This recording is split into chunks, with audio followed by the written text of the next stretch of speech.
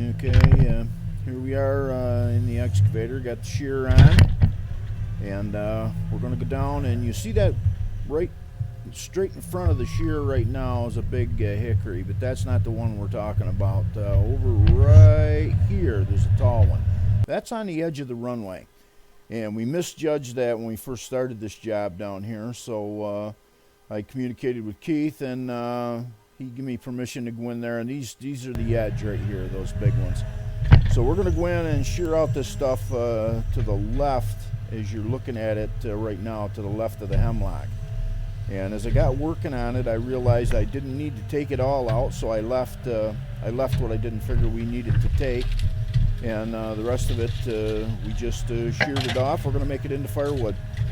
And for the sake of not letting the video run too long, I put this in a little bit of fast forward here. So here we go on fast forward, and you'll see we're just working along with the setting sun right in our eyes here. And what we do is we go along and we bite the trees off into handleable pieces. And some of the bigger ones will bite twice. The smaller ones, you just bite them at the bottom and they'll swing right out. You can see the machine handles the shear and the whole tree really quite well.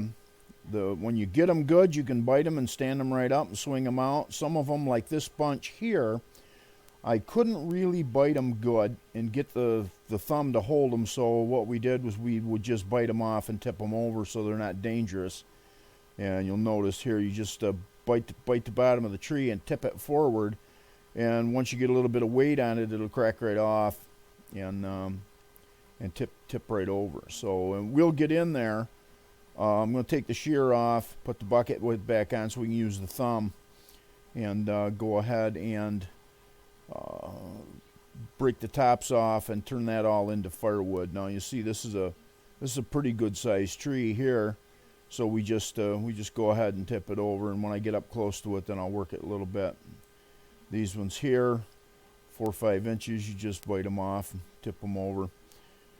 And the ones that we can get, why, we'll swing them up out of the way. You can see that hemlock, and there's quite a bit of hardwood on my right that I'm just not going to cut because we don't need to. All I'm looking to do is clean out the final approach course off the end of the runway, and kudos to Keith, the neighbor, for working with me on this.